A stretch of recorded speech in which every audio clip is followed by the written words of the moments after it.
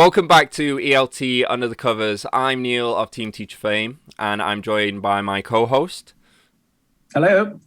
Professor It's me, Rich. again. I just keep showing up. I still haven't been paid yet. And today we have an illustrious guest. He is the senior lecturer in the Centre of Language and Linguistics at the Canterbury Christ Church University on many of their programs, linguistic, languages, a whole bunch of different things. He's a humanistic teacher trainer, author of Teaching English with Drama, Putting the Human Center Stage. The world is his theatre, and the classroom is his center stage. Without further ado, we have Mark Almond. So what I'm saying is, our teaching needs to acknowledge that. And by using certain performance-related skills, that's one way of achieving it. Welcome to the show. Thank you very much. Very glad to be under the metaphorical covers with you. We try. We do what we can. It's great to have you on the show, Mark. We've got so much to cover, and we'd like to start from the beginning. So can you go back in time and tell us your origin, please? My origin. Yes. Okay. Superstar. Well, as you mentioned in the introduction, the main focus of a lot of my classroom teaching and teacher training, and also research, is based on theatre practice and drama. So it's probably a good idea to sort of take you back before I actually went into teaching. Yes. And when I discovered my love of drama and theatre. It was basically a secondary school. I went to an all-boys grammar school in the Medway Towns. I don't know if you've heard of the Medway Towns. And there were 2,000 boys on site. And it was in the Medway Towns, a very sort of working class area.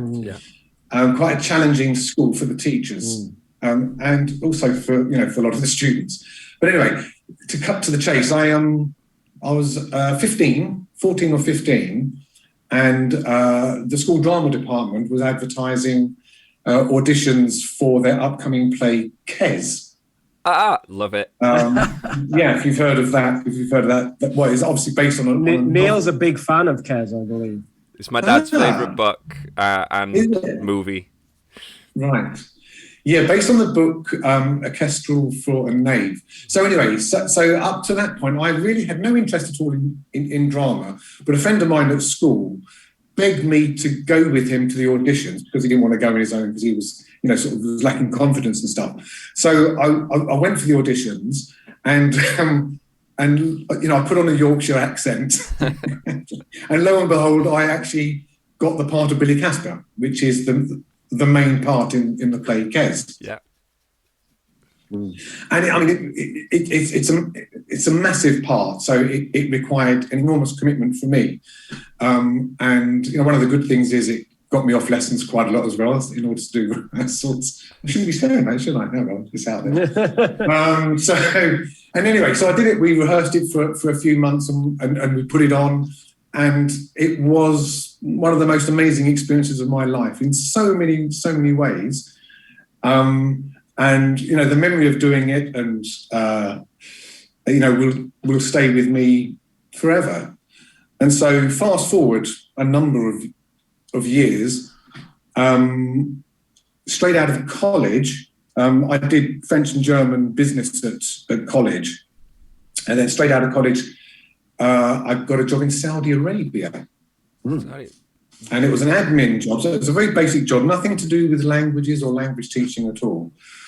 Went out there, spent about a year and a half out there, and while I was out there, got talking to people some people I met out there, and some of them were English language teachers. And this was sort of late. Now, this was early 90s, right at the beginning of the 90s. And up to that point, this idea of teaching English as a foreign language or a second language or whatever, I didn't even know it existed. I didn't even know that the field existed. But I got talking to them. It really interested me because when I was at school, really the only subjects I was interested in were modern foreign languages. And I had some great language teachers at school. And so this whole idea of possibly teaching English as a foreign language, it fired an interest in me. So my contract ended in Saudi, came back to the UK and jumped onto the CELTA course. Did the CELTA course, was successful in that, and I've never looked back since. Did the CELTA course at Pilgrims, well known for their humanistic approaches to language teaching. And there were guest lecturers on the course like Mario Involucri and Judith Baker. Don't know if you've heard of her, but she's written quite a lot, I think, to do with metaphor in language teaching. And it was just a really, really inspiring beginning to my career in ELT. And so for a number of years in Canterbury, I taught at various private language schools. And then I ended up doing my MA in TESOL at Christ Church University, where I'm actually currently teaching. And what's happened is since I started teaching at Christ Church, I started by doing some just straightforward EFL teaching, and that was wonderful. But I was also able, though, to get involved in other related programs, so, you know, to do with applied linguistics. And then I eventually started teaching on our MA TESOL myself. And I teach on undergraduate modules like on interpersonal communication and communication studies and things like that. So basically, right now, I'm still involved in ELT in the sense that I run our CELTA courses and I teach on our MA TESOL, but I'm also involved in other branches, such as, you know, related to applied linguistics. Yeah, I saw that you were wearing many hats. I was like, wow, this guy's linguistics, language, the ELT, and sociology. I was like, what? Well, sociolinguistics. Sociolinguistics. There's so many. Well, yeah, but I mean, in a way, though, I think because, you know, all sort of conscientious EFL teachers or language teachers, they're also kind of experts in things like sociolinguistics, interpersonal communication, because I think, you know, the way English language is broadly taught these days, these aspects of you know, real world communication come into play, and they're taken into consideration. And I think what's really good is more and more, it's slowly trickling in, but more and more ELT materials are including these aspects of real world communication. Which I think is essential in this globalized place we live in. You know what I mean? So yeah, there's lots of discussions to be had on that subject. Absolutely, isn't there? Standardization of languages being one of them, bit of a hot potato, and we've kind of spoke about it a little bit before. And I know that the sort of academic consensus or the academic kind of inclinations tends to be against the standardization of languages, as if it's kind of some sort of evil in the world that's killing off all the languages, which obviously for applied linguistics academics, then that's not particularly positive. But my experience as a kind of on the ground teacher is often that the vast majority of students really like to have a standard, and they have kind of a favorite standard that they want to get. And that, as not only as a language teacher can I relate to that, but I can also relate to that as a language learner. When I was learning Spanish, I didn't want to sound like an international Spanish speaker, right? I wanted to sound like, in my case, the continental European Spanish, because that's where I lived, right? So I really tried to sound as much like them and not like an English person speaking Spanish. But I'm aware that I think my opinion's kind of in the minority these days, especially among teachers and academics.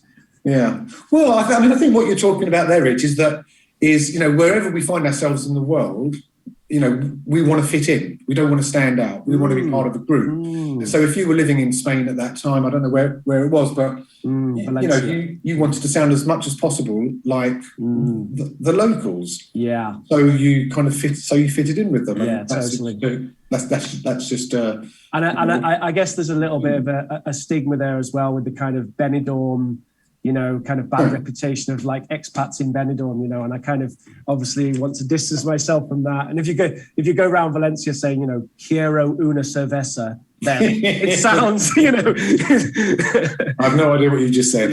Yeah. Well, I want a beer in with a very bad accent in Spanish, and and maybe then you get the special prices as well, But anyway, And this sounds kind of like where you come into it, Mark, isn't it? Where you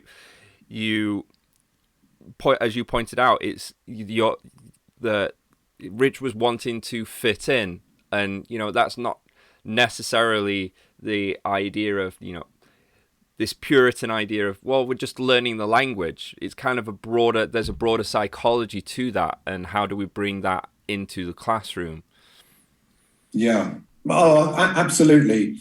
When you think of how widely English is spoken around the world these days, and the multitude of reasons people learn English, where they're learning it. I think that's one of the real difficulties of international coursebook writers these days, because they're trying to write for a market and they don't really know who they're writing for. So, for example, if you're learning English in Japan, let's say, and the course book being used is very sort of UK-centric, with lots of, British idiomatic expressions and stuff. So it's up to the individual teacher very much to take the responsibility to find the right balance and to assess the students' needs in the moment and address them in different ways. And that will mean sometimes using a course book, sometimes using online material, just using a range of resources in order to meet those individual students' needs. Because also, sort of going back to what you just said, Neil, sort of the social psychological aspect of teaching is so important. And I think that's what I do try and cover in my book in terms of the trying to develop, if you like, the soft skills of our students in class. I don't like the term soft skills actually, but it sounds a bit negative, but they're referred to as the soft skills. And there I'm talking about, sort of interpersonal skills, and, sort of, analysing typical classroom discourse and, what makes classroom interaction work and not work. How do we communicate with our students inside the classroom to challenge them sufficiently to engender a really sort of a positive view of the language we're teaching them, and aspects of culture and all those kinds of things. And ultimately, in terms of our students, wherever our students might be learning English, I think it's probably more importantly, the methodology is just creating that environment inside the classroom that will give students the kind of the autonomy, the creativity, the confidence to be able to apply what they do in the classroom to wherever they may find themselves in the world after, wherever they may be using their English. Whether it's a Japanese student doing business with a German, in English. Yeah. Do you know what it reminds me of when I was reading parts of your book and articles that Rich has sent me and listening to different interviews and stuff like that? It reminded me of the humanistic counseling approach, the Carl Rogers, Maslow idea of, combining the behavioralist and the psychology together, where the overall arcing idea of self-actualization, but it applied to linguistically, because that's kind of what we're aiming at. We're not aiming, with you, it seems you're not so much aiming at teaching a language, but aiming at, giving the students tools to be able to, continue to learn or, better learn a language along with, learning that language in the classroom, and doing that through interpersonal skills and this relationship that you build. So it's hugely interesting to me. Yeah, well, no, I think that's a really good point, because one of the modules I teach at Christ Church is called Exploring English Language Teaching, Past, Present, and Future. And so we look over historically how, especially English language teaching, has evolved sort of since, well, really the 1940s. And in that, I'm always reminded of, for example, some of the fantastic foreign language teachers I had at school. And they must have gone to school back in the the early 60s, I guess, some of them. And so they must have learned, through grammar translation or lingualism. Yeah. And they are, they were pretty competent French and German speakers. Yeah. So I think kind of the conclusion I've come to is that there are many methodologies. We all talk about CLT at the moment, communicative language teaching. And of course, it's hugely influential, important, and all the rest of it. But there are other methodologies out there. Yeah. And different learners respond differently to different methodologies. Yeah. So, a lot of a word that language teachers and teacher trainers use these days is eclectic. I'm very eclectic in my approach, don't you know? And I'm kind of taking the mick, but because I'm eclectic. Yeah, right. I am eclectic. Yeah, it just sounds kind of deliberately. What's the word? It sounds a bit jargony, doesn't it? But yeah, I know what you mean. Yeah, it's a tired cliche. you have to have a lot of different tools in your box, right? You do. Something like that. In order to meet those needs of a particular group you're teaching at a given time. Yeah. So, over the years, so much has been written about these different approaches and methodologies, which is all well and good. Often though by authors who, of course, they don't know their audience. They have to try and cater for different teachers and teacher trainers who teach in a multitude of contexts. Whose students have completely different needs and preferred, ways of learning. And so it's hard to do that. It's important, of course, it's important to do that, and it raises our awareness, and it hopefully encourages educators to take on board what other people have written and said, and try and see how it can affect the way that they teach a particular group of learners.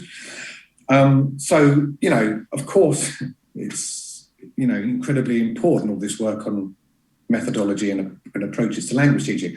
But for me, there seems to be a lack, certainly in ELT, maybe not so much in mainstream education, actually, because when I wrote my book, Putting the Human Centre Stage, I did reference a lot of books which were written for mainstream teachers. And by that, I mean teachers who work in the state sector of any school.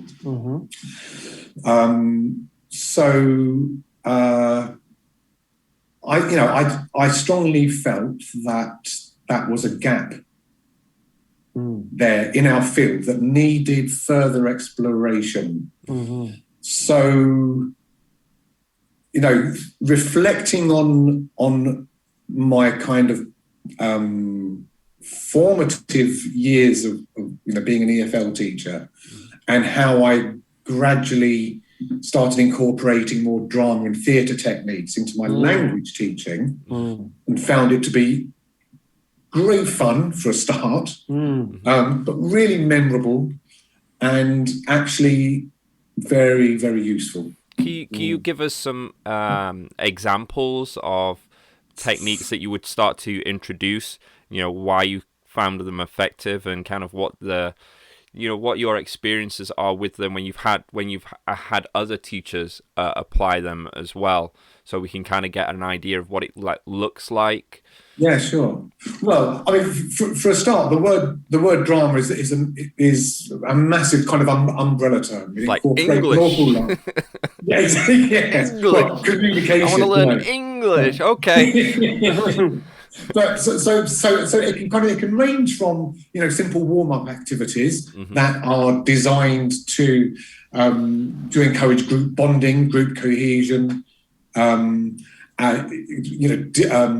create a sort of a relaxing atmosphere in the classroom. So very simple, quick drama activities that, for example, get students up, moving around the space, maybe touching each other in the sense of like take that smirk off your face, Neil. In the sense of things like shaking hands and greeting each other, that kind of thing.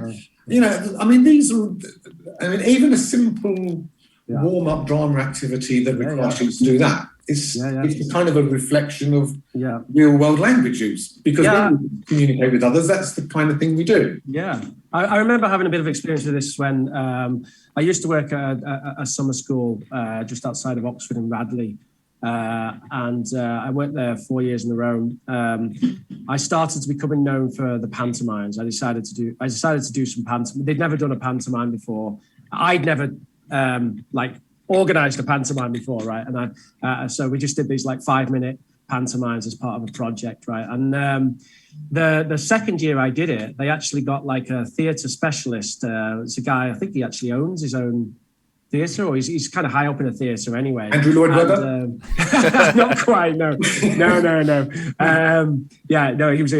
was a young chap, he was great fun. He normally worked at one of their other centres, which was more specialised in that kind of stuff, and he'd come over for a week to do the pantomime with me, and I was kind of support teacher in that role, because obviously he was the expert, and he wasn't a language teacher, right? So he didn't know about things like grading his language and stuff like that.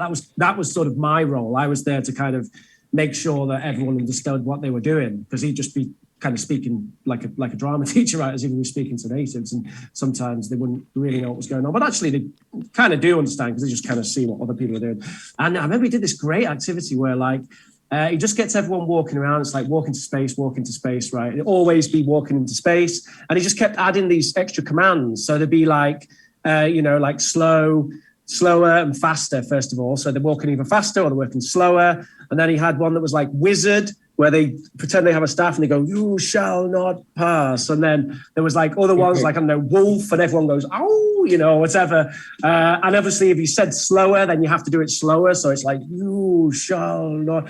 And they loved it. They absolutely loved it, And for me, I really think the idea of engagement is just critical to learning and education. If I think about all the skills that I've done well at, they've been the things that I've really enjoyed doing.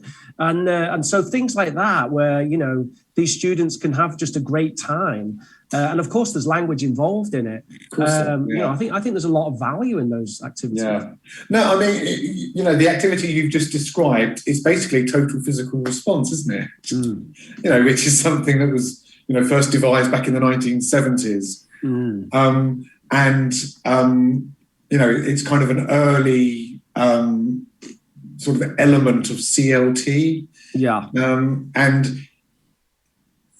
What you're talking about engagement, you're getting students physically engaged, and you're getting them emotionally engaged as well, because you may make them laugh, which is getting them emotionally engaged, because they're listening, they're responding to what the teacher or the workshop leader is saying, and they're interacting with it. So there are different levels of engagement, which are really important. Ultimately, we as language teachers, what do we want to do? We want to equip our students with useful language and useful skills in order for them to be able to communicate in their futures in English in any given context. And so getting students physically and emotionally engaged in their learning in this way, it makes it much more fun and therefore much more memorable and meaningful. Yeah. And, I'm sure the students that were taught by this or Mr. Lloyd Webber or whoever, Yeah. They will probably forever remember that workshop. Yeah, I think so. Yeah. In So. the way that you remembered Kez and that experience that you have that you've brought into your life now. The issue that I see, and I don't have an issue with it, but it's I'm doing a devil's advocate perspective, is from the outside it just often looks like, well, if they're walking around, whistling and making wolf noises and playing with their staff and stuff like that, how is that learning English?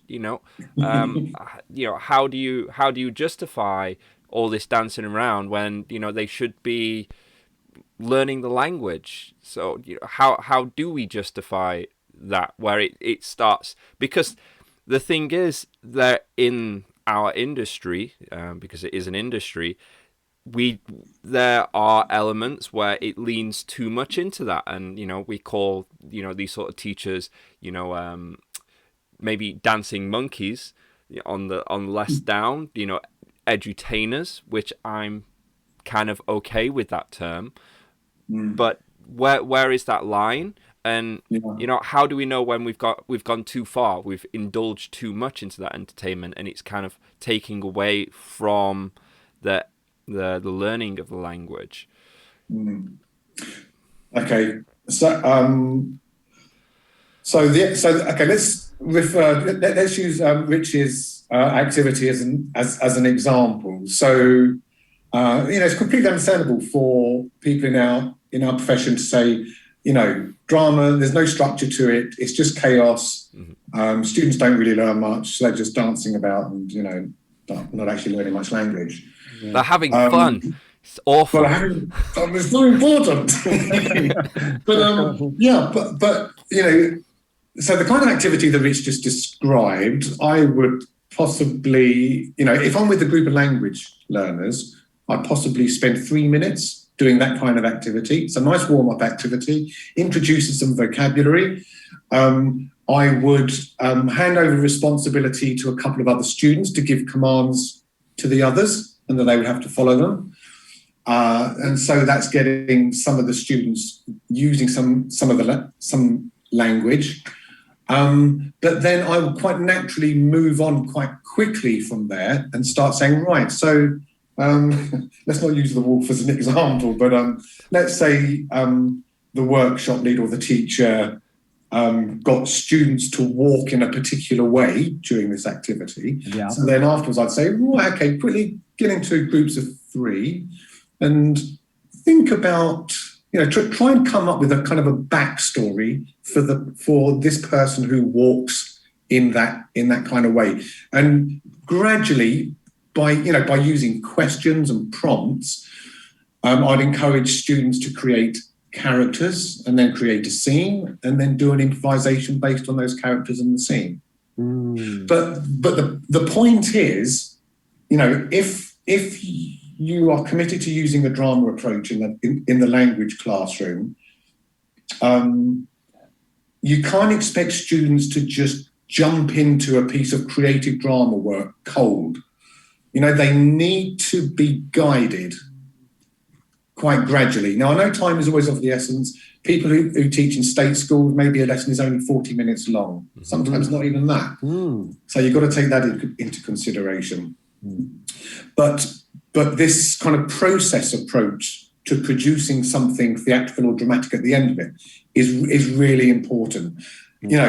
Drama in the context of language teaching isn't just 15 5-minute fun larking about drama activities in a lesson. Far from it.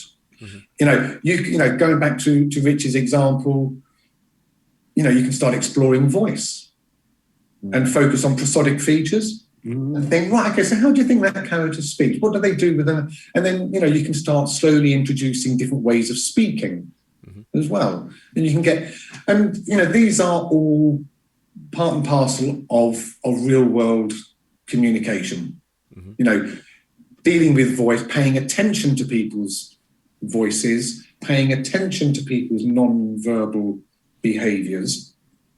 is all really important. It's often neglected. And I think that's why, grammar in the right hands can be very useful in this way. And I know, again, it's another very tired cliche, but I'm going to say it anyway. But it's a whole person approach. Mm-hmm. It doesn't just deal with spoken language or written language.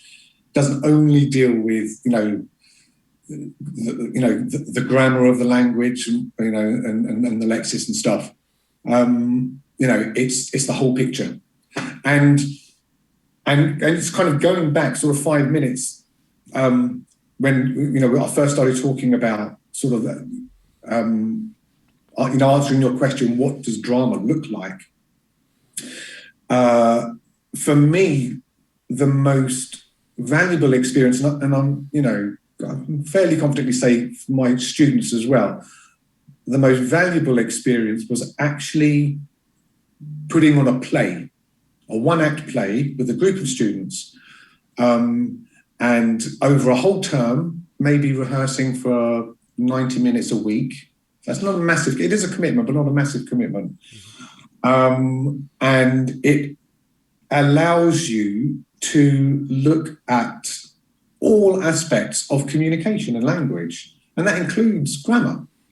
There's no point rehearsing a short play with a group of language students if they don't understand some of the points of it. So right at the beginning, you need to make sure everything that's said within the play is understood. Right. So obviously that means choosing the play very carefully to, according to the level of your class. Mm-hmm. And then you can use the play as a springboard into lots of different areas of language. Grammar, vocabulary, functional language, idiom, slang, and also those sort of aspects of face-to-face communication, like hesitation and interruption, and so it's kind of like your course book. This is your thing that you refer to, and then from that you kind of build around, build lessons around that. But it's more open because you can focus on things that you're not. So you know the words, you have the story. So here's an opportunity to add more, I guess, context and Well, the context is all there, isn't it? Yeah. The context is all there. So from a language and communication point of view, it's obviously listening, because they have to listen to each other and just react to what their co-actors are saying. But there are all those other elements as well that I mentioned a second ago, and it is just enormous fun. And I know I've had students say to me before who took part in one of my drama projects, who said, funnily enough, I still use some of those short phrases and that I had to use in the play, and I found myself in situations where I've naturally needed them, and they've been able to use them like that in a real world context. So but also, do you create your own plays, or do you use famous ones, or ones that are already created and stuff like that? Yeah, well, that's a really good question, actually, because there aren't that many, but there are some which are specifically written for the ELT market. Oh, really? So it means, there are some, but in my view, that they're a bit too simplistic and they don't really reflect real world language use. That's always the problem, isn't it? Right? Something is exactly. So in fact, all the times I've done it with English language learners is I've used a one-act play written by a native speaker author. Yeah. So so the language is very naturalistic. Yeah. Lots of unfinished sentences and interruptions. Lots of short utterances. Yeah. Like things like come off it. Yeah. And that's really interesting, because when you have a line like "come off it," on paper it might look like nothing, but because of everything around that, the whole context, you really do have to focus on use of voice and body language as well, because that's absolutely one of the things that definitely gets left out, I feel, with many language classrooms, is that aspect of all the non-verbal communication that comes with English, because different cultures have different prompts and ways of communicating non-verbally as well, so you kind of have to lean into that. So it's a really interesting way to kind of explore that. Yeah, just on that subject, actually, this is something I've been thinking about myself a little bit recently. That we really are, as community of language teachers, we really are and should be teaching communication as well as the language, so to speak, right? And definitely one of the things I try to do with my students is I try to get them, help them to understand the value of being able to, work with a situation, even if there's some language you don't understand, or, it's skills like, meaning from context and things like that, kind of getting by with what you've got.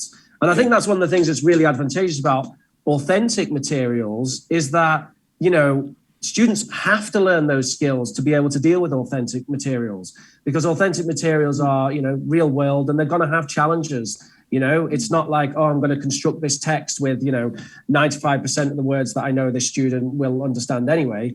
And then it's all synthetic. And this is one of the things that really, what's the expression, grinds my gears or whatever, is like synthetic audios. Like there's so much of it in ELT, and it just sounds so, so unnatural. It's like, what do you mean by synthetic audio? So synthetic audios, like two people reading in kind of a presenter voice, reading a script in an audio. So it's like, hi, I just got home from work. Oh, how are you doing today? And kind of this like, what I think of as being the kind of intonation that you would only, I don't know, it's not natural. It's not the way that people actually speak. So I suppose that's what I mean by that. Yeah, elements of, I suppose you might, in acting, you might call it kind of, hammy acting or overacting, right? And I feel like there's a lot of that in like ELT audios. And probably the reason for that is the kind of people who are recording those audios are teachers rather than actors. So they're bad actors, right? And they kind of do it like they're in sort of a GCSE play or something, I suppose. Yeah. No, I think that's absolutely right. And going back to the use of plays and natural use of language, certainly one thing I strongly encourage if teachers want to do this kind of drama project is it's not just a case of getting students to repeat lines time and time again. It's not about that. So what I do when I do a drama project is I get students to improvise around a particular context or around a particular scene. And I'm just sort of referring to your point about encouraging students to draw on their own resources. And so, there might be a scene in a play that we're putting on. It might be, a family around a kitchen table. And so before we even look at the text, I'll say, right, okay, let's just imagine, we're all sitting around a kitchen table. This is the topic of the conversation. There's a problem. Okay, let's talk about it in character. And so I'll get students to improvise, around that topic. And then we look at the text and see how it was done in the context of the play. But going back to the other point, which is ELT materials and the way listening material is presented, it's really cringeworthy, some of it. but also, so it is. I suppose it is for a reason. I suppose it depends on the purpose of the listening, the recording. Right. If it's to develop, if it's a listening skills lesson, then you would want it to be fairly naturalistic. Yeah, right. Even for lower level learners. Yeah. But obviously you don't want to overwhelm elementary students and all the rest of it. There's a balance there. But for me, there's another issue, which is the way things like, the way people are presented in course book material. Right. I'm kind of going off topic a little bit here, but it's but the example you gave though, Rich, kind of reminded me of it. I won't mention the course book. It's a course book I generally love, but it's very UK centric, and so family is always mother, father, daughter, son. And they're sitting around the breakfast table. Morning, darling. How are you? Did you sleep well? Yes, thank you. And what about you? Yeah. Not too bad, thanks. And it's all so contrived. Right. So I've got a bit of an issue. Yeah. With that. So it's like they're not sitting on the floor using chopsticks, right? Exactly. or whatever, right? Yeah. Yes. No. Yeah, I think that's a valid point, and I think there might be a place for that for students who have a particular interest in British culture, or they're moving to the UK or something. But on the other hand, the vast majority of students are international. Probably will never visit England, and if they do, it will be a week holiday in London, probably, or something. Right? Yeah. But then but even if you're talking about the UK, though, I don't even think I don't think that's a very accurate reflection of the way the UK is these days. Right. That's true. Yeah. So, or probably ever was, really. It's almost like it's just a stereotypical kind of just a. I will celebrate the day an international coursebook presents a family with a same-sex couple. Wouldn't that be great? Yeah. No, that'd be but publishers wouldn't dare. It sounds like from what you're talking about, that especially with the theatre, it might be better to just kind of give a scenario. There's a family at the breakfast table, and give some prompts to kind of go into that, to explore the language, in a course book, rather than kind of having this box contrived situation. But it's kind of odd though, because when they're doing that, they're right in their mind, they're writing, well, what's the broadest way that we can kind of present this language so anyone can kind of use it? Whereas by doing that, they've left it synthetic, inauthentic, and quite narrow and not representative of anything. So they kind of shot themselves in the foot. So presenting something like you say, just like a scenario of which the kind of teacher can kind of explore with the students might work better. But the issue with that sort of stuff is, what do you do with new teachers?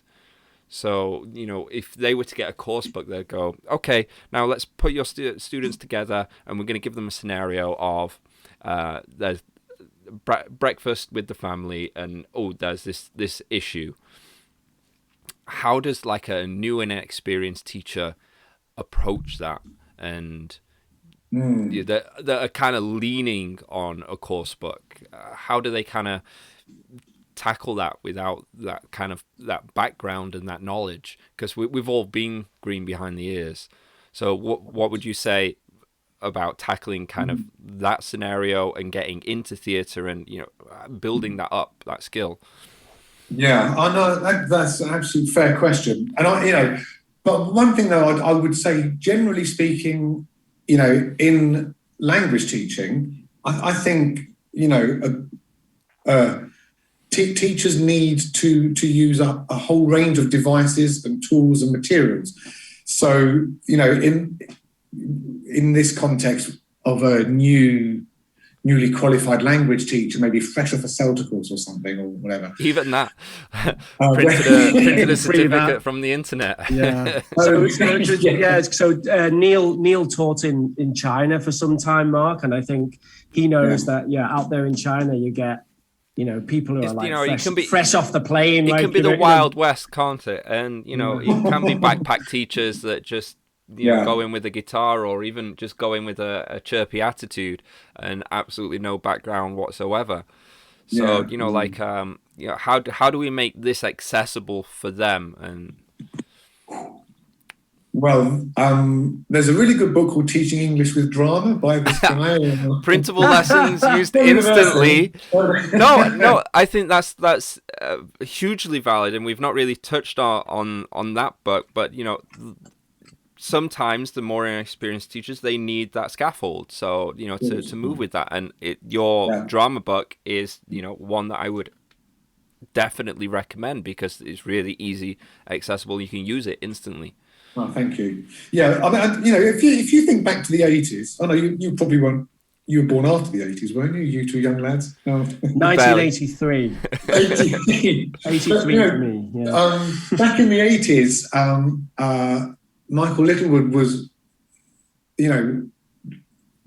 publishing books on communicative language teaching, and he talked a lot about structured dialogues. A, B, A, B. Yeah. Student A says this, student B responds with this, and student A responds with this, and student B responds with that, and the rest of it. And so, and of course that has its place, and I think, you still find activities like that in certain language classrooms and materials.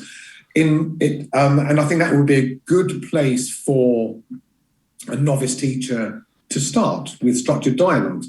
But you've got to think, if people are have gone into the field of language teaching, you would hope that they have an inherent interest in language and communication, so they would have some idea about the structure of spoken communication at least. And that's a good starting point, isn't it? And this is something I tell novice teachers I train all the time. If they're in the middle of teaching practice and a language item crops up and they think, oh my God, I'm not prepared for that, I've got no idea what that means, and the student just asks me, oh my God, they just want the ground to swallow them up. And I just say, well, look, just take a moment and just think about a time in your life when you might use this expression, contextualize it, think of a natural example, write a couple of ideas up on the board. And, that's what I encourage novice teachers to do, all the time. So for novice teachers using drama, using structured dialogues, okay, that's fine. And, the next step from that would be getting them to do kind of what I would call a guided, structured improvisation with their students. And so that involves lots of questions and prompts, and the students working in groups. They have to discuss the questions and build a scene, think about the characters that are involved in the scene, and, encourage them to be creative, and let the students take it from there. I guess as novice teachers, when I think back to when I first started teaching, I think I was a little bit afraid of letting go of my responsibility or authority in the classroom. And that's a big lesson I've learned over the years. It's good for me to have a bit of a rest, but it's also, of course, great for students, because you're getting, you're putting the ball in their court. You're saying, right, I've given you a bit, I've given you some prompts and some ideas. Now, you go over there, you think about it, you talk about it. I'll come over in a minute and listen in and help if necessary. And I think, novice teachers need to start doing that, I think, as soon as they can. And that would include, using certain drama activities. It's funny because what it sounds like is you're basically saying, these novice teachers, they've already got a whole bunch of stuff. They've got the natural language skills. They've got interpersonal skills, soft skills. Lean into that. Lean into, kind of being, focusing, on just kind of like building that relationship and, having, going from context, but also, then kind of building up from structures from there. And I guess it's kind of the novice teachers that I've come across, the back-type teachers that I've come across that do that are successful, as in, they're employed, the students love them, do exactly what you just described. They just kind of went there instinctively, and it can often be annoying for more experienced teachers, because these experienced teachers are coming from this place of like, I'm an authority, I know what English is, I know how to teach it and everything like that, yet their favorite teacher is the more human teacher that's not got any experience. So it's kind of a really good point to reinforce in, it really is hugely important to be just human and approachable in the classroom, and focus on that, because that's kind of like a base point to kind of go further in different directions with learning. No, absolutely. And it's easy for us to say, because we're all seasoned teachers and teacher trainers. As a novice teacher, though, you're gonna, a lot will be lacking in confidence.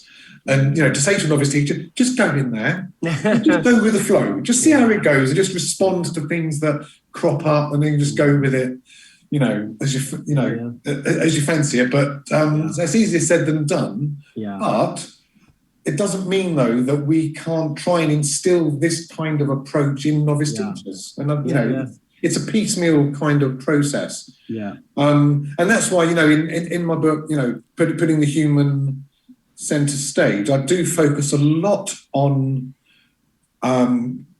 social science, aspects of social science, things like neuro-linguistic programming and flow theory by Csikszentmihalyi, who is a Hungarian psychologist. If we take his flow theory, for example, he's written several books and articles on flow theory in mainstream education, but also in life in general, and in sport. Flow theory is often referred to in the training of athletes. But inside the classroom, one of the things that flow theory suggests should be achieved is that students kind of lose all sense of time during the process of learning during a lesson, meaning that the lesson is sufficiently challenging and it's engaging, that the teacher presents it in a way that is positive and communicates to students that there is a real value in what they're doing in class. So engaging, students in this way. And so when students, you're teaching and students are engaged and they're talking to each other and interacting and they're learning from each other as well, really, really important.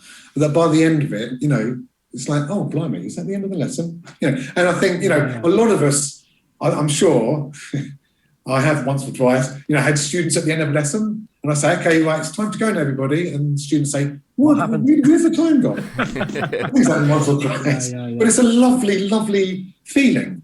Yeah. Because you think, my God, they must have enjoyed that so much and found it interesting and useful and challenging.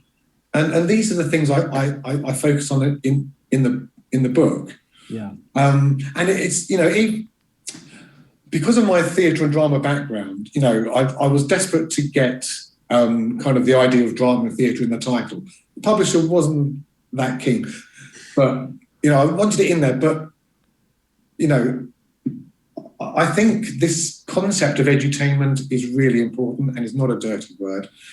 I do not think the classroom is a stage. I don't think the teacher performs as a performer performs on stage at all. What and I hope that doesn't come across in the book. What I really hope to communicate to readers is that there are aspects of actor training and theatre training, and aspects of taking from these social sciences like NLP and flow theory, and this whole concept of teaching as art, and how we can borrow from them, because a lot of these are areas.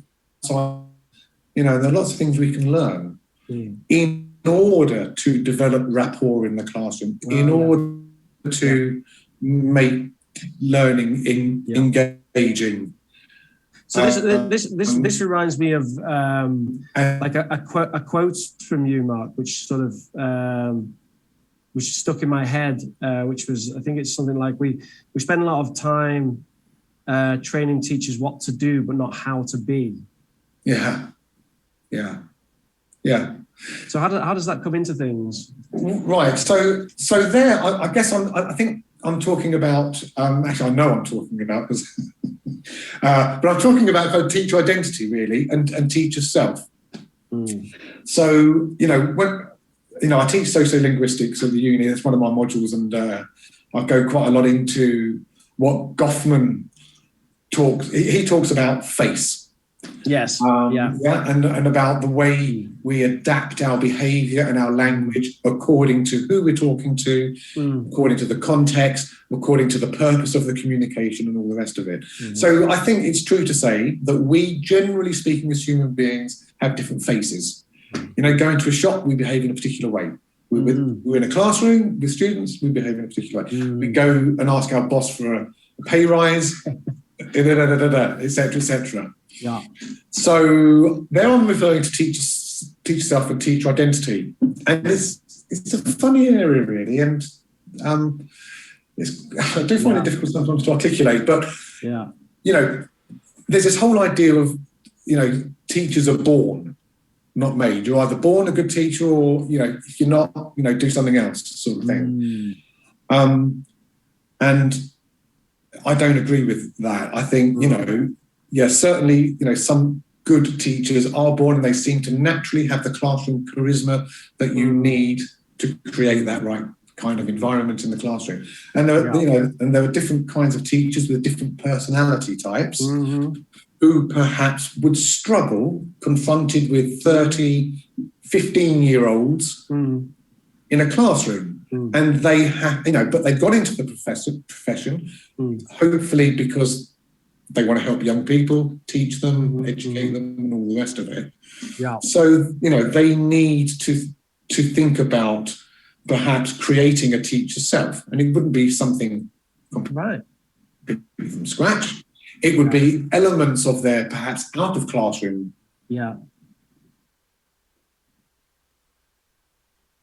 Oh. With other things thrown into the mix that you would want to achieve in a classroom. So that's what I mean by being a teacher. Methodologies, do this, do that, use this material, use that material. Whereas, what I'm talking about is how we are, how we come across, what we think of ourselves as teachers. Yeah. That's one thing. How we are perceived by our students. Yeah. I can totally... Sorry. It's all about self-monitoring as well. Yeah. So I can totally relate to that, Mark.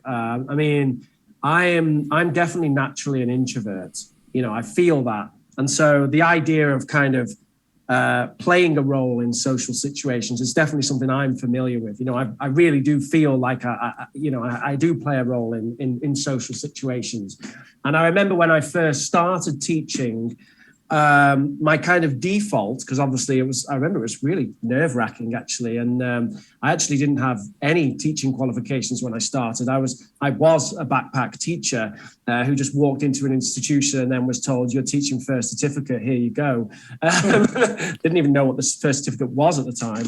And I remember going in, obviously being incredibly nervous. But I remember that the default stereotype role I gave myself was like this kind of teacher that you see on TV, sort of writes things on the board and points to it and, that kind of thing, almost like chalk and talk, because that was the idea in my head of what a teacher should be. And, my development as a teacher very much, especially when I did the diploma, I think I got a lot out of that. There's again, quotes stick in my head for some reason, but there's a quote from Adrian Underhill where he says, "Don't have a teacher-to-student relationship, have a person-to-person relationship." And that was a real kind of aha for me. This kind of obviously you have a special role as a teacher. You're the organizer, the facilitator, and all this kind of. Yeah, right. And the director, you're not just going in there to be their mates or whatever, but the idea that, as much as possible, you talk to them just, person to person, I think that's really important, and learning about roles of teachers who do that. I think it's very useful. Yeah, absolutely. I think, we have all teachers have gone through an education system. We've all had experience of being taught. We've all had experience of what we personally would call a great teacher, a mediocre teacher, and a crap teacher. And we are inevitably influenced by good and by bad teachers we've had. And also, picking up on one thing you said there, Rich, about our own perceptions of teachers through multimedia or media. I think it's quite a nice thing. It's one of the things, one of the exercises in my book. It's getting trainees or teachers to think about films they've seen and how teachers are portrayed in those different films. Because, you know, there's a whole list of films where teaching school is the main focus. And, you know, and so it's a great opportunity to talk about different teachers, and you go off and say, right, you go and watch that film, you report back and tell me, you know, so, you know, how did the teachers come across? How were they portrayed? What made them good? What made them bad, and all the rest of it. You know, we're inevitably influenced by these things and by teachers we've had ourselves. And of course, we have our own personas. Yeah. And, you know, the word persona comes from Greek, meaning mask. Right. For a start. Yeah, right. You know, so throw that in, you know, into the mix as well. You know, elements of our own persona. And yeah, I mean, whether you call it persona or role or mask, you know, we're kind of talking about the same thing there, aren't we? But yeah, and of course it's going to vary because, you know, at the moment at uni, I teach undergraduates and postgraduates. They're all adults, you know, and that's how I communicate with them. If I go in and I have to teach a group of 11-year-olds, I would, you know, adapt my behaviour in the way I communicate with them. So you just make these adjustments. Yeah. So it's this element or this dimension of teaching that I think gets neglected on teacher training courses. Yeah. You know, how we can make those adjustments. You know, what the adjustments are, identifying the adjustments we need to make. Thinking of, you know, and that includes, you know, the kind of the language we use in the classroom. So how would you explain that to a teacher to identify, you know, which persona to put on? Because it seems like there's a mix, like you have your authentic self where you are as your person, and then you kind of like turn that up to 11, and then you have to take that person and mold them into the teacher role that you have, that's like an overarching meta thing, and then you have a persona that's kind of based on whoever it is that you are teaching, you know, be it kids, be it adults, be it whatever different culture that you're in. How do you explain to a teacher, a novice teacher, well, this is kind of like these are your metrics, these are your little things that you've got to tweak. You know, what do you say to a teacher? Could I interject a second, Neil? Because I've had something on my mind. I kind of want to mention it. So I'm kind of surprised it hasn't come up just yet. But for me, it was very much getting into lesson observations. Obviously, being observed by kind of competent teacher trainers can be useful because they can steer you in certain ways. And we've talked about that in the past, like, you know, I've learned a lot from being observed and saying, hey, why don't you try some, you know, TBL? This is what it's all about. Give it a go next time, see what happens, or things like that. But also observing other teachers, I think, for me was amazing, you know, because that's really the thing. You know, if we go back to the pantomime example, it was me seeing someone do that and being with them and going, oh, that's awesome. I'm going to try that now, you know. And when you actually see someone do it, you can really say like, that's how you do it and that's how it works. Okay. You know, not that, you know, you can't just read it in a book and give it a go as well. I think there's a lot of value in that. But if we're talking about giving teachers the confidence to kind of try new things, which we were sort of talking about before, you know, I think that's a major area. And as Mark was suggesting, you know, watching different films and seeing these kind of teachers and talking about those kind of personas that these teachers have, but also, you know, finding people, kind of mentors, right? Who are more kind of experienced teachers and just jumping in the classroom and also, you know, having a look at the different, because lots of people teach in very different ways and they can be equally effective, you know, doing things totally differently. And I find that fascinating. So it's kind of like modeling in a way.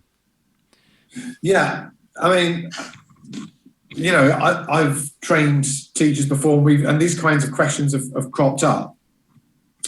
And, you know, some have said to me in the past, you know, I remember, you know, I had a physics teacher at school, really, really quietly spoken, but was very quietly confident and was quietly encouraging.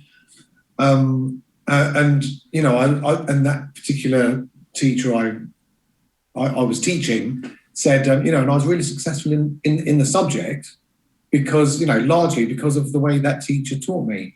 So, you know, it doesn't mean you have to be an all singing, all dancing clown of a teacher in order to get students engaged. Yeah. You know, there are lots of different teacher selves, if you like. Yeah. But in terms of observation, and I think it's a really important point. I didn't catch everything you said, Rich, because I think my internet connection went down a little bit. Yeah. Which is why I've moved my laptop around to get closer to my router. I don't know if it's working now. Yeah. But I think that's so important, because also, you know, Neil's question. I don't think you can be as kind of scientific as that, Neil, you know, in terms of saying, right, so, you know, this is the teacher self you need to adopt with this particular group of learners. It's not, I don't think it's as black and white as that. It's, you know, self-reflection, self-monitoring, you know, honest feedback from an observer. These are, you know, these are absolutely vital things. And, you know, I would say, for example, if a teacher is struggling with a particular group, I'd say, right, ask a colleague who you really trust to come in and observe, and then you can talk about it afterwards. And, you know, there's no point giving fluffy feedback if it's not going to be helpful, you know, just to avoid hurting the other person's feelings. Obviously, you've got to be diplomatic. You can't just say, God, that's bloody awful. You know, you've got to be constructive, but you've got to be honest. Otherwise, really, you know, what's the point? Yeah. And,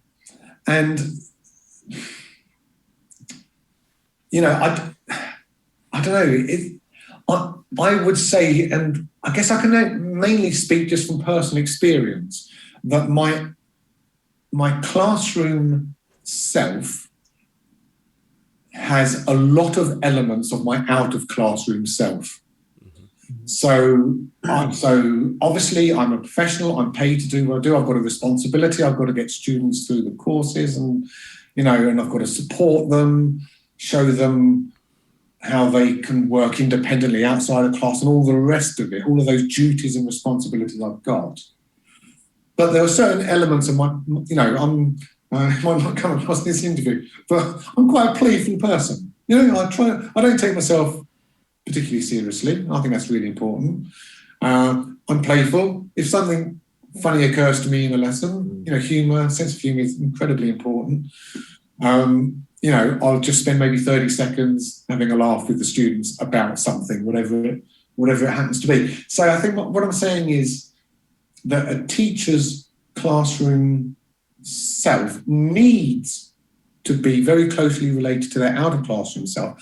Otherwise, I think they will not come across as being genuine to their students. You know, if it's really obvious that the student is putting on you know, playing a character, you know, students are very good at sensing BS. I won't swear during this illustrious interview. But you know, some people do. Yeah, but you know, so you know, students can immediately sense, oh, you know, God, it's embarrassing because that teacher's just trying to be cool with the kids, and, you know, it's coming across as completely inauthentic. You know, you need to be genuine, and it goes back to the Adrian Underhill quote. You know, think about communicating human to human, and that includes a 50-year-old teacher talking to an 11-year-old student. Yeah, of course, it includes that. And 11, I mean, you know, I've got a 15-year-old daughter. You know, when she was 11, she knew when I wasn't being genuine. You know, when I was putting on a bit of a show, and you know, they're not stupid. You know, you've got to be on a level. Yeah. I totally agree with that. I mean, what that kind of triggers for me is just those classes when in the past, you know, maybe I've been going through the motions, having a bad day or something, and diving into whatever material is kind of prescribed for that particular class rather than sort of, really thinking about it and customizing it enough. And then, like, as I'm kind of going through it, just thinking, God, this stuff's awful. It's boring. Of course, the students pick up on it. Of course, they think it's boring as well, and of course it ends up being a bad class, and it's like, it's like the teacher, if you're actually into the material and if you're actually, you kind of enjoy the class as well a little bit, it really, I think that rubs off well on the students. Yeah. Oh, absolutely. We all pick up on other people's non-verbal communication, don't we? Their behaviours. We pick up on their moods. And you're absolutely right. I mean, there are occasions when, for whatever reason, teachers are forced to use certain material, and the teacher thinks, oh, God, this is awful, but I've got to use it. I've got no choice. Yeah. And so that's an example where the teacher really does have to put on a mask and, in order to get through the lesson and to kind of sell it to the students, they've got to put on that mask. So there's sort of different degrees of maskness, if you like. It's interesting because, I agree. It's not a scientific method in that, you can just go do this. Oh, this is the scenario, or you take this, and you throw it in, and that's the way you go with it. So it's kind of, I think it's a really important point, and I wanted to repeat it, that you have someone to kind of observe you and kind of give you feedback of, kind of where you're maybe failing if your persona in a class isn't particularly working, and also being authentic. God, what was my point that was going to be? So sorry, someone closed the door and I lost my track of thought. Go on. Well, I've lost it. I'm sorry. Yeah, I mean, on the subject of prescribed materials, which is one of the things Mark was just mentioning, right? I mean, that was it. That was it. Sorry. Oh, was it? Can I jump in? Yeah, go ahead, Neil. It was.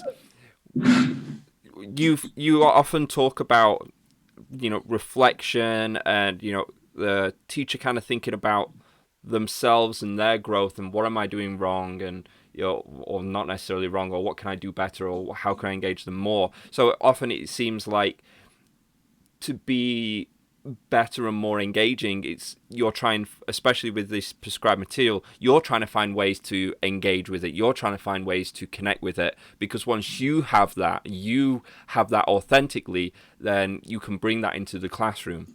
That was my point.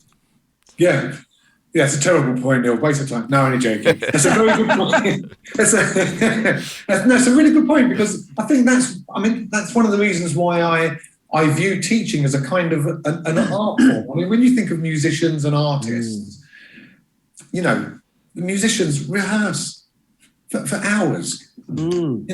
Artists, they draw sketches and, do all kinds of preparatory work before, the final thing. And I think we as teachers, going through a process of self-monitoring and self-reflection, adapting, trial and error, it's the same kind of concept in my view, actually. And in that sense, the kind of the aestheticness of teaching is there, comparable to a musician or an artist. Yeah, I completely agree with that. Absolutely. I mean, Neil, you very much worked with prescribed material in China, didn't you? And I mean, you did what you can with that. We've all been there. I mean, I was, you know what, I'm going to name drop them. When I was working at British Council Hanoi, very, very good institution in general, great teacher training, brilliant materials, but there's one course that they had. It was IELTS, and it was all about just selling this IELTS course. And they wanted to really tell the parents what they were getting, because it was high school IELTS, right? What the parents were getting when they bought this product, and it was just so prescriptive. And I no one there could believe it. Even the coordinators and stuff. They're just like, we've got these teachers who, the kind of average experience of a teacher at that particular British Council is like maybe 10 years, maybe a bit more, so very experienced, really good teachers. And they were just giving them these PowerPoints and saying, this is your lesson, you go through that. And it even had the notes, like almost like a lesson plan. This is what you do here, this is what you do there. And it's like, this is the kind of thing that you might want to give to a teacher who's, just starting, to give them, some crutches to get through the first few weeks. But you're giving it to you're giving it to teachers who've got all these skills, about adapting the lesson and customization and knowing what reading the students' needs and stuff. Given these bloody PowerPoints, it was so bizarre.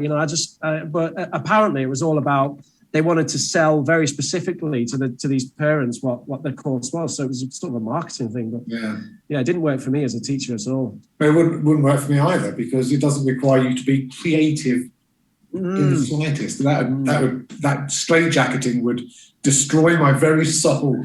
But also, I mean, to me, that kind of, and I've heard that similar situations before in various places, and it, for me, it just demonstrates a complete lack of faith in the skills of your teachers. That's it. That's awful. Yeah. And if maybe the way to do the marketing should be to sell that as the skills that we've got great teachers, rather than like, we're going to teach them exactly these things. And I completely agree with this idea of creativity. I think things can be too open sometimes. Obviously we don't just want to say a language class is a language class, go in and do whatever you want. I think it can be useful to have some boundaries, a bit of a syllabus or whatever. These are the topics we're going to cover. And then, let the teachers kind of free a bit with that, not, you will do this and this and this, Yeah, no, absolutely. And I think you're absolutely right. For novice teachers, they do need, crutches to support them, and more sort of concrete guidance. But they also gradually need to be encouraged to be creative, and that includes, perhaps looking at this very prescribed material and think, well, okay, we do insist you use this material, but you can kind of, feel free to, to supplement it, to adapt it in whichever way. In whichever way you want. I mean, when I think of, I teach on the CELTA course, which I think is a, brilliant qualification for many reasons, but it's quite prescriptive. But saying that, I do, we as trainers try as much as possible to encourage those trainees who we think would be able to cope to come away from the course and start creating their own materials. That is really what I enjoyed about the TILEC and the Trinity Diploma, is that they were so focused on like trying new things and experimentation. Still maybe not as much focused on it as I would like them to be, but I think I had very good tutors as well who were very keen on that aspect, because I imagine a lot of it does depend on the tutors. But I completely agree about the CELTA. The CELTA's kind of just to get you going, isn't it? It's like, this is so you're not going to panic when you get in the classroom. But then I think definitely experimentation. And it needs to be. I mean, it needs to be prescriptive to a point, because it's an initial qualification. I think more of this idea of teaching as art, I think is really interesting, because I think that's generally what we're getting to. When we're getting more and more experienced, it kind of becomes a more of a meta thing. It's not just like we're currently talking about ELT, but then it goes to education, and then I think kind of beyond this category of education, it then goes into art as like this overall, the highest level, if we're talking like Maslow or something like that. So I agree with you, Neil. And it's I know it's a little bit tangential and almost a cliche as well to talk about creativity in education. It's like, maybe it's a bit of a cliche to say we need more creativity in education, but I really do think we need more creativity in education, And I guess it's something that people have been saying this for ages as well. We have an education system which, it's very much kind of based on the Industrial Revolution, and not only that, but the kind of British education system was used as the model throughout the world. So the whole world sort of has this, idea of rows of desks with the expert at the front writing things on the board, and this answer's right, this answer's wrong, and it would be nice to get away from that. Not that we should be encouraging people to be wrong, but maybe to try things that, and also, it's one of the things that I struggle with now, even when I get questions from students about, what's the right grammar here or something like that. And, then, being able to communicate to them, well, it's not really about like the exact right grammar. Like there's loads of different ways you can do it, and just trying to get them away from that idea of thinking that, they have to use the grammar like this, and even just away from grammar in general, in my opinion. But I guess that sort of depends on the style of the teacher, maybe. Yeah, there are lots of ways. Earl Stevick, I don't know if you're familiar with Earl Stevick's work, his seminal book, Language Teaching: A Way and Ways. This was published back in the even before I was born. No, maybe not. I was born in the 70s. Very much sort of from the humanistic approach to teaching, and just simply acknowledging, way back then, that there are, there's more than one way of doing things, and it's not right or wrong. It's possible, an alternative. It's also possible, I completely noticed this while I was teaching in Vietnam, where they have very much an education system which is like, that's right, that's wrong, and you see it in the kids, that the kids at the younger ages are very artistic. They love things like they're really influenced by Japanese culture, and they love drawing like anime and manga and stuff like that, and sometimes they would doodle, in the language class, and I'd point it out and say, that's great, show it to the other students, maybe even put it on the wall, and say that's fantastic, because some of them were just brilliant artists, even young kids, and you could see as they get older and older, like there's less of that. And, the parents kind of frowned on it. They weren't interested. What do you mean she's a good artist? I don't care. I want her to speak English, it's like, that's that, it's not seen as being useful or something like that. And then what happens is you get to the adult stage, and you say to them, okay, we're going to write a story today, and this is how we're going to do it, and you have to provide them with loads of scaffolding, because they're not prepared to just think of something, I don't know what to think of. I haven't got any ideas. Well, I'm sure you have. It's just that you've been trained to be right or wrong. So therefore, no, I'm not a good drawer. I can't draw. Oh, no, I'm not a good storyteller, right? And I think that's a shame. And I think it is something that comes from the education system. Yeah. I think, growing up, getting older really sucks, doesn't it? Because we are so pressured to conform.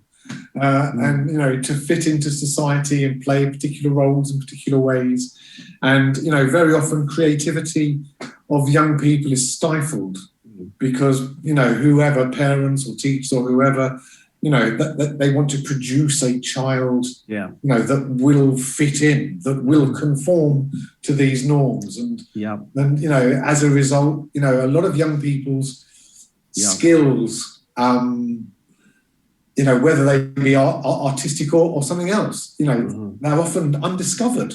Yeah. Because the child hasn't been encouraged to be creative. Yeah. It's a terrible shame. I totally agree. Funnily enough,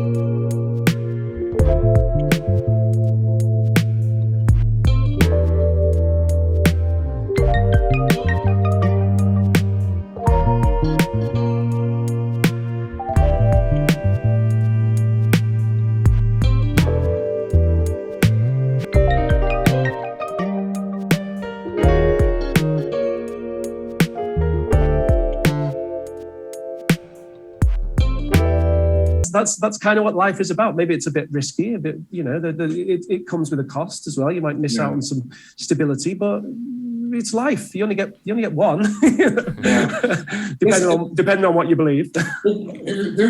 Your story there reminds me of The Office. Do you remember? Yeah. The character Tim and Dawn. Okay. She was an illustrator. She wanted to do illustration, right? Yeah. Yeah. And it all turned out well for them. So, so that's good. No, you're absolutely right. And of course, it's easier said than done. Of course it is. And,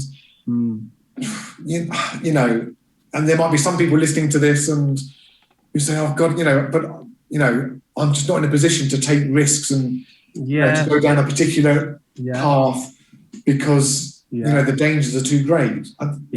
So it's very difficult to kind of, for everybody to relate to this, but, to a greater or lesser extent, taking risks is really important. Yeah.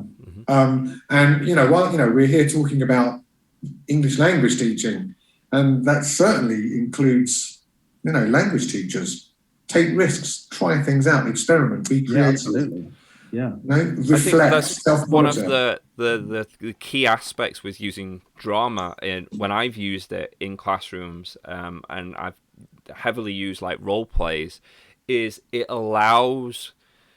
gives students permission to take risks, because one of the things with something like role play is they're not risking talking and being embarrassed if they're a different character.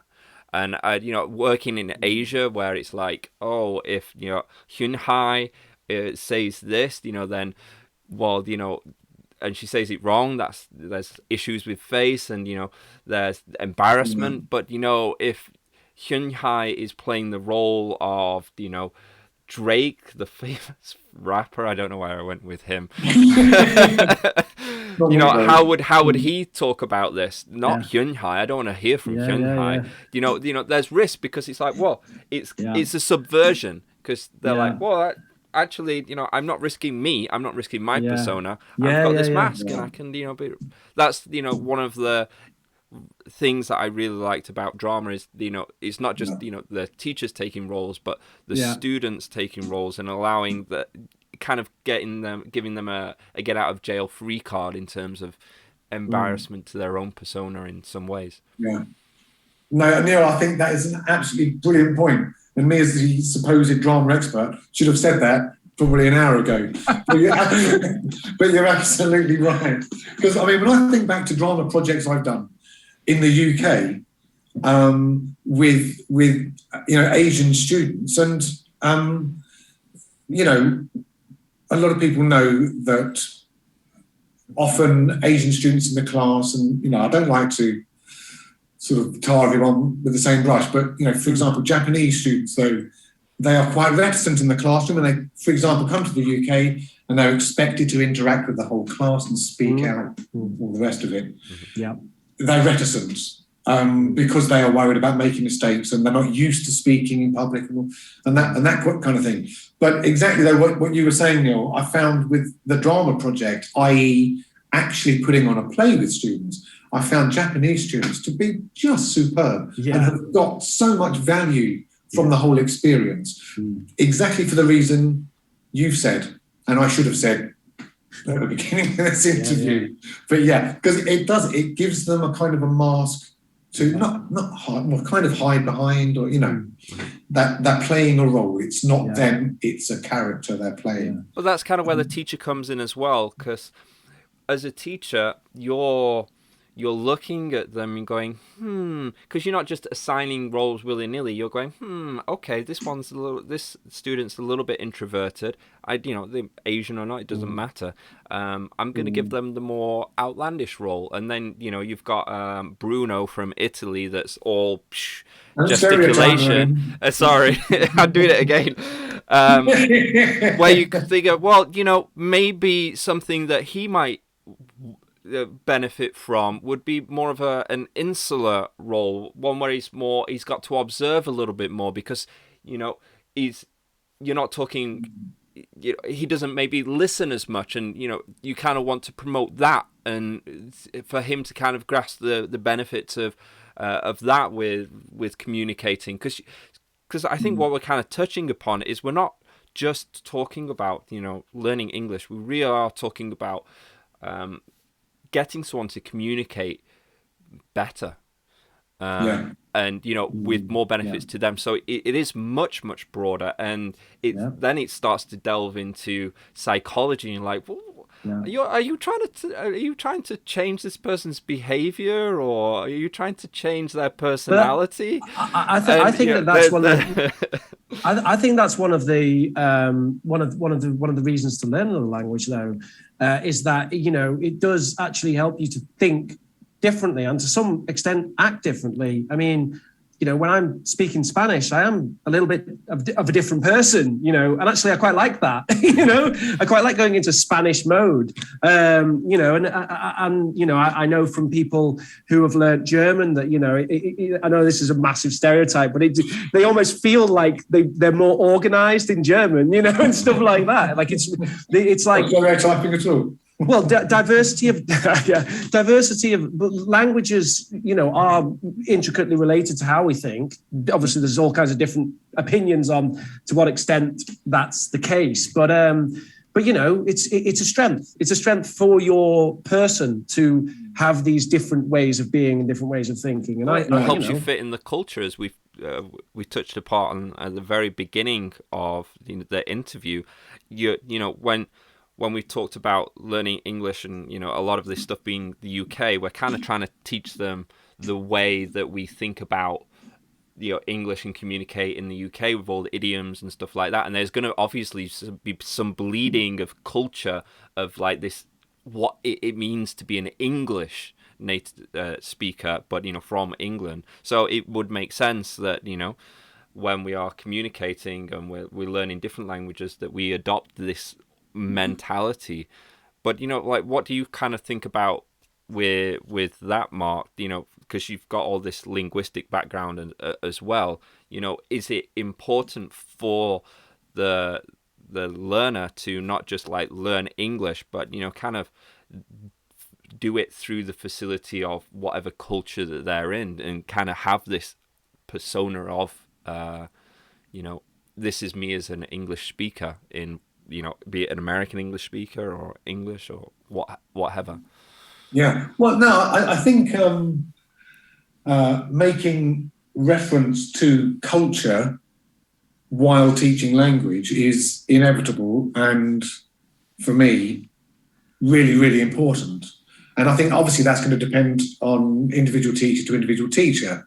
But, you know, you might be, for example, a Scottish person teaching English in the US. Yeah. What are you going to do? What are you going to make reference to? Well, you know, you'll make reference to all kinds of cultures. You know, not just your own. But you know, I think you know, in that scenario, a Scottish teacher teaching in the US, you know, I think there would be useful, interesting, and valuable cultural insight that particular teacher could impart on those students. So, you know, I think, you know, culture, the teaching of language goes hand in hand with teaching culture. Is that what you meant? I think it was more that, how much of it is our place to, you know, move away from just teaching English, but to kind of to teaching communication to the point where this person, you know, the learner is going to be adopting a new persona. I think I'd interject a little bit on there. It's quite similar to, I would say it's quite similar to how a teacher trainer would deal with a teacher, in that, you know, the at the end of the day, the person steering the ship should be the student, but that the teacher can, you know, sort of help them navigate, I suppose. And that's certainly how I felt as a teacher, and having good tutors, is that, you know, we spoke with Nicola about, she was sort of the person that introduced me to TBL, and that kind of became a big part of my teaching after that. But she obviously spotted it. She saw that I wanted to kind of go in that direction, but I didn't know about it. I didn't know the territory, but I was heading in that way. And she's the one who kind of said, well, look, here's the map. And then off I went. And that would be my answer to what you just said, Neil, that, the students steer the ship. So they decide kind of what way they're going to go with the English persona, and you kind of guide them, whether that's with language or with communicative skills, or even with culture, if they're interested, if that's what they want to know about. Yeah, no. There's actually a big question that I wanted to ask, that kind of and also to kind of start to wrap this up. So to be a bit of a devil's advocate, we kind of were a bit down on the mainstream kind of, say, state public education, where it's so standardized and prescriptive, but we know that one of the reasons for that is because we want to be able to assess. We want to assess, how well the teachers are doing, how well the students are doing, because how do we know that a student's not being lost in the mix if we don't, if we can't kind of assess them or say, well, they've done this, this, and this, they know this, this, and this, they're good. But I mean, I wholeheartedly agree. But we have a person on the show right now who, if anyone is, qualified to talk about how we can kind of take not just ELT, but, kind of like a state education, and make it so we can introduce more creativity while also maintaining, how we, make sure that students don't get lost in the shuffle and stuff. How big question, how do we do something like that, Mark? Yeah, that is a big question. I'll hand over to Rich for that. No, I haven't got a clue for that. So Rich, back to the studio. And now time for an advertisement break. I mean that is a big question. And so on the one hand, you're talking about assessment and how we can, usefully, accurately assess our students' learning. That's a massive question. And, I know in the UK at the moment, we've just got a new education secretary, haven't we? They've just done a shuffle, right? They've done a shuffle. Mm-hmm. Oh, dear. That doesn't sound great, does it? When it's like, oh, yeah, how we're talking about education. Oh, we just kind of shuffled someone in there. What is it this time? Yeah. What's their background? But, in the UK, we've gone in recent years through phases of encouraging more continual assessment in schools, and so more project work, regardless of the subject that's being taught. But now we're back to exams. Exams, according to the so-called experts, they're the best way of assessing, a student's learning. Or if they do well in an exam. Yeah. So, Yeah. I don't know. Yeah, no, I heard a bit about this actually, Mark, and it's kind of anecdotal, I suppose, because it's like someone I know who's studying a master's in education kind of told me. But they said that basically the current policy was to kind of look at what China's doing and kind of point a bit towards that. And it's like, yeah, but what they're doing is copied from what we were doing in the 20th century. You know what I mean? Like, so what are we doing with that? It's like, oh, but they're, again, stereotypes. They're so good at maths and they have such high scores in this, and we need to get that back in the UK. And it's like, do we?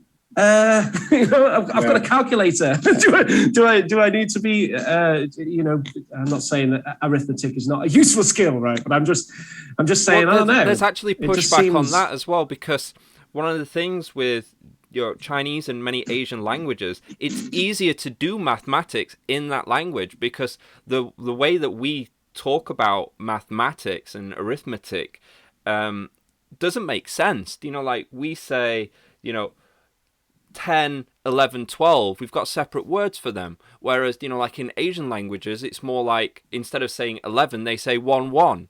So, of course, it's going to be easier to learn learn math when you're just having to, you don't have to learn any further. Is this verified from source? Have you spoke to the wife?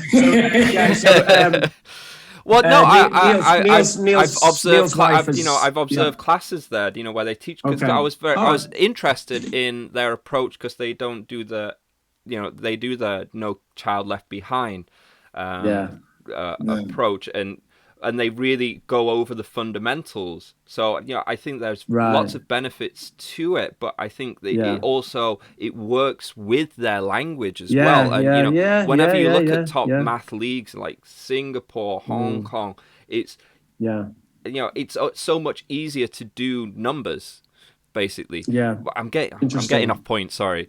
But what were we talking about?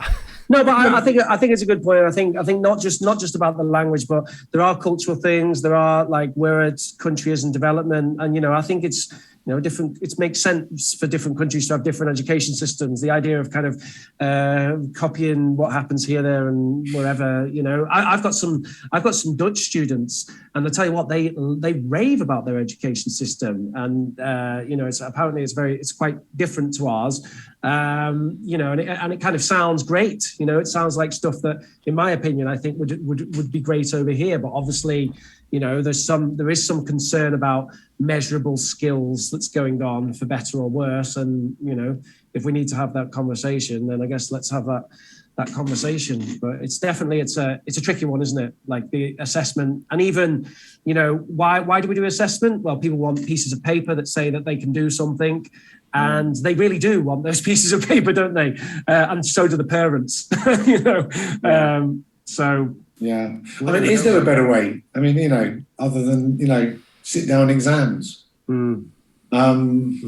I don't know, but you mentioned countries like Singapore, though Neil. I know in Singapore, for example, they are strongly encouraging what's known as positive education. Okay. Which is including in the curriculum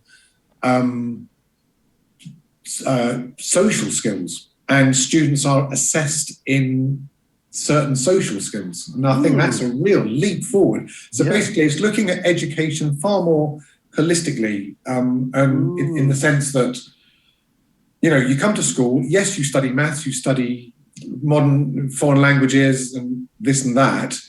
But also, a very important part of your education is to prepare you for the world after education, i.e. going to the workplace, and creating relationship groups, having relationships with people at work, and working positively with your boss and stuff like that.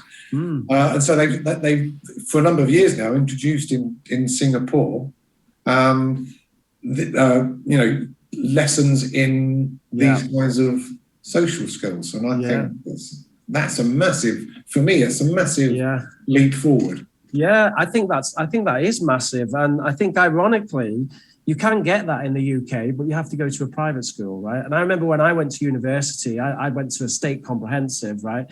And I had all kinds of gaps in my social skills. As I said, I'm an introvert, but I just kind of went into university and floated through it and learned a lot as I went. But I could see that the people who'd gone to certain kinds of school, they'd been trained, in a different, they really had ideas in their head, like volunteering to gain experience. So my career, it works better for my career, and networking and things like that. That I was just completely clueless about. In my school, we didn't learn about any of that being important, and obviously, it was quite clear that some people have. I don't want to tie everyone with the same brush. I'm sure it's not always like that, but it did tend to be that state school educated people were just like, it's just university, I'll just go through and do it. Whereas the private school educated people had obviously at some stage been given some sort of guidance or training on that, and they you could see they'd volunteer for things, and they'd make lots of useful friends and stuff like that. Yeah, but whatever you think of private education, that's kind of another conversation altogether. But certainly, though, generally speaking, in the UK, obviously classes are smaller. Schools are cleaner, the resources are better, and so privately educated children go to a school where respect for your surroundings is really strongly encouraged and stuff like that. I mean, if I think back to the school I went to, it was awful. So obviously it was a state school, and it was so run down. There were holes in walls, and it was just awful. And of course, when you get young children going to school in that kind of environment, then it's going to be hard for them to respect that environment and want to be there because it wasn't nice. It smelt. It was horrible. And classes were big.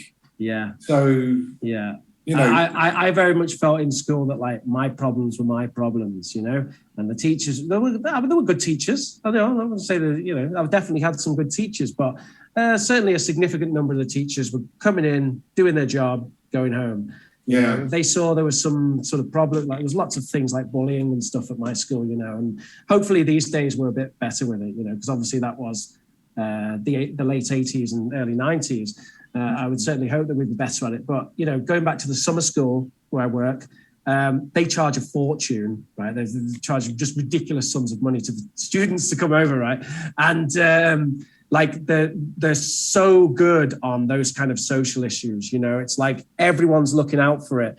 And if you see anything, we had this like portal where, there'd just be notes like, so-and-so student was looking a bit down, could just be a bad day or is something else going on. Sometimes it was just a bad day, but sometimes there was something else going on and we'd get to the bottom of it. We'd just be like bang on it. And I don't think there was like any sort of like bullying or even exclusion going on there. If someone's just hanging around on their own, the staff, the teachers and the social staff were just so on it, like of getting that person involved.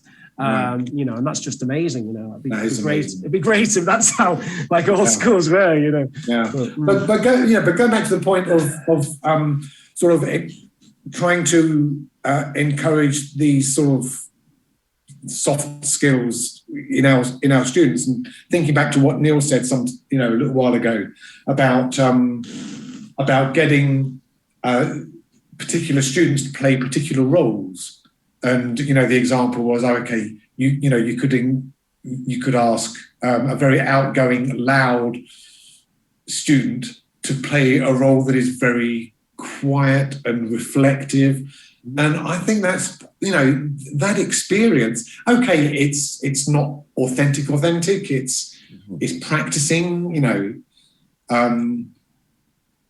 But it might give that student a glimpse of what it's like to be that kind of person. So it's kind of, not in a massive way, I don't think, but in a little way, but useful way, encouraging empathy. And that's an example of, kind of sort of the fringe benefits of using a drama approach can be, and focusing on these human skills that all of our students need during school and way beyond school for the rest of their lives. I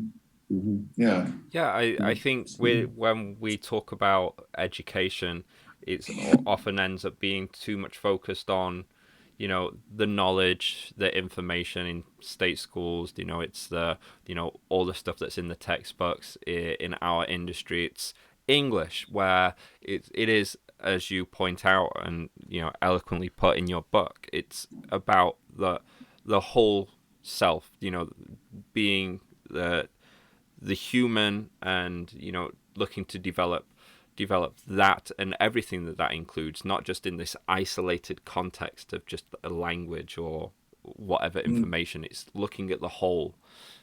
Well, I think we're gonna have to start wrapping this up. So what we'll do is Rich and myself will just give a little bit of a plug to our avenues, and then what we're going to do is I'll just leave the last section with you, Mark, where you can plug any of and all of your projects that you've got going on here, and give us some final thoughts as well.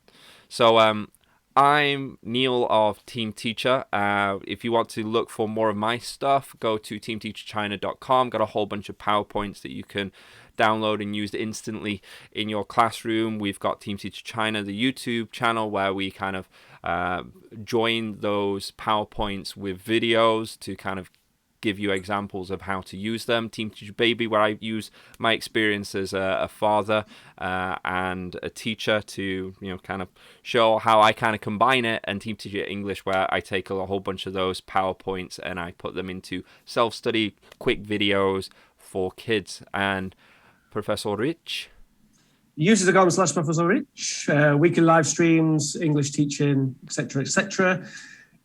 On another note, if you're watching and you feel that you have something to contribute to this discussion, then we might be very happy to have you on the show. You can drop us an email at eltunderthecovers@gmail.com.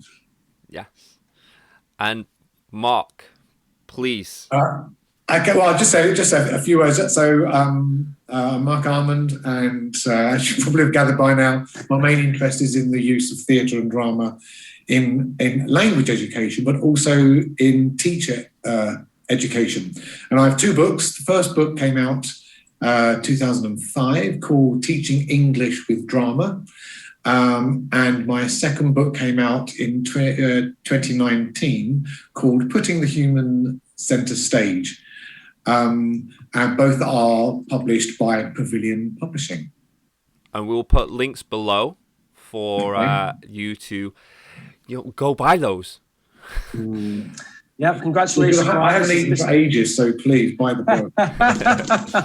Congratulations, Mark, on being our longest interview yet as well. And do you have any final thoughts that you would like to leave our viewers with? Well, I suppose to sum up what I've tried to articulate during this interview, I know I've kind of gone around in circles a little bit and perhaps not been as coherent as I could have been. But it's just I wish there were more focus on these elements of teaching and what it means to be a teacher. Think much more about the rapport that you develop with students. Think about the importance of it. Think about how you manage interaction in the classroom, and never ever stop self-reflection and thinking about how you can always improve and develop. Yeah, I totally agree with that. I mean, that's one of the things I really like about teaching. There's no such thing as a perfect teacher. You can only keep improving, keep changing, keep trying new things. Yeah, wonderful. Remember, like, share, subscribe, send a message to your mom, and we'll see you next time. Bye bye. Bye bye.